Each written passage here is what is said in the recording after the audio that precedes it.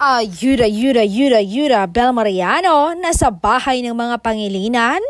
Ngayon, after dumalaw sa kanilang yumaong mahal sa buhay, sinundo pa daw ng aktor ang nobya.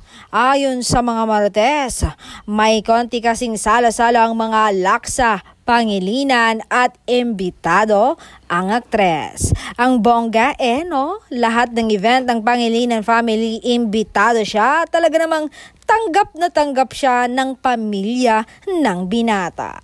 Sabi pa ng mga Marites, ang bongga daw ng young actress, nasa kanya na ang lahat. Magandang karir at love life. Lahat ng mababae ay mapapasana all talaga sa young actress.